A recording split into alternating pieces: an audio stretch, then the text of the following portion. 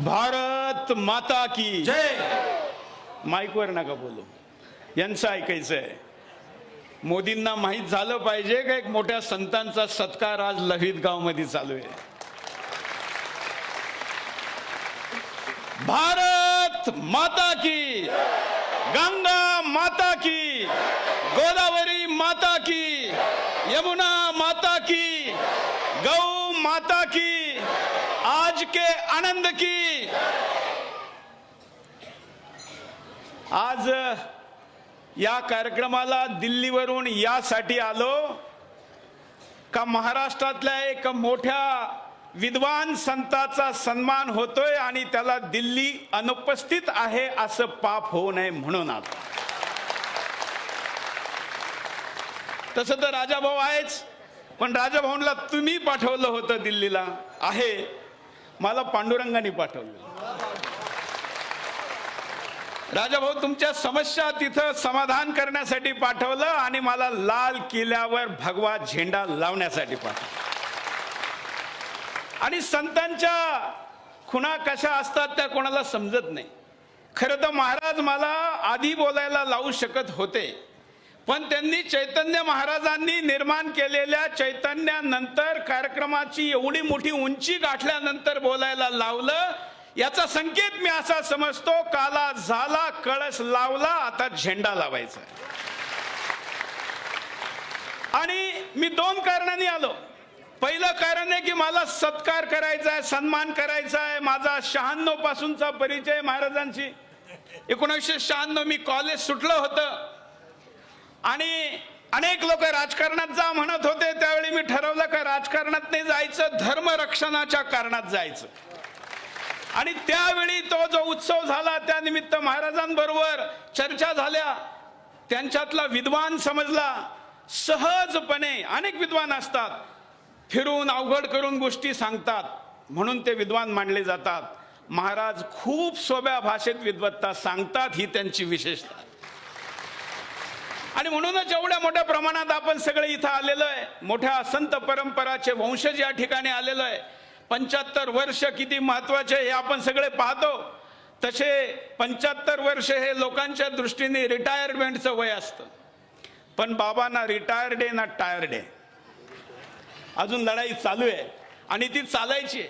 म्हणून त्या कार्याचा सन्मान करण्यासाठी, त्याला वंदन करण्यासाठी आलोच आहे. परंतु मला त्यांनी का बोलवलं, ते यासाठी बोलवलं कारण संतांनी निर्माण केलेल्या भक्तांना सैनिक बनवायची वेळ आलेली आहे. आता पुन्हा ती स्थिती आलेली आणि हा प्रकृतीचा नियम आहे, चक्र फिरत असतं.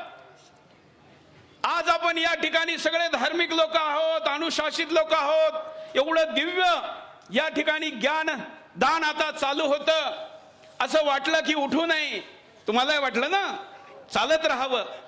मी तर मुंबईला मला एक मीटिंगला 3 वाजता जायचं होतं. त्यांना मेसेज केला की मी 3 वाजता येऊ शकत नाही, 3ची मीटिंग 8ला करा. त्यांनी मला रिप्लाय केला, कुठं फसले का? मी रिप्लाय केला, फसलो नाही, रमलो. आणि हे परीक्षा फार घेतात. मी आलो, मला म्हणले त्या सोप्यावर बसा. त्यांना माहिती आहे का संत जिथं आहे तिथं मी संतांच्या पायाशी बसतो, सोप्यावर बसत नाही.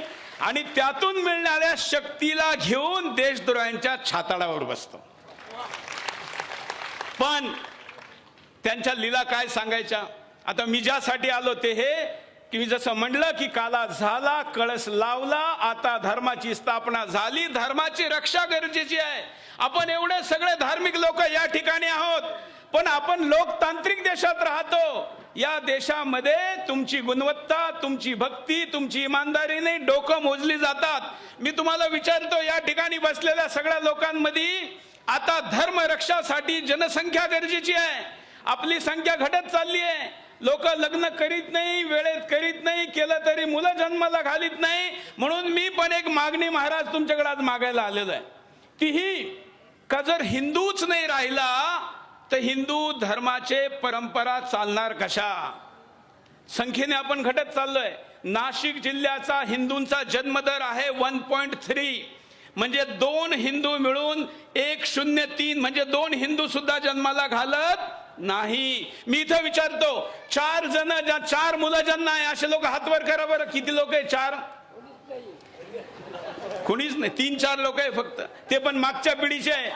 मग जर आज तुमच्याकडं आता हाच प्रश्न जर तिकडं विचारला असता तर संख्या कुठून सुरू करावी लागली असती? हा, मग मला सांगा, जर तुम्ही राहिले नाही तर शिवाजी महाराजांचं नाव कोण घेणार? पांडुरंगाचं नाव कोण घेणार? ही परंपरा पुढे कशी चालत राहणार?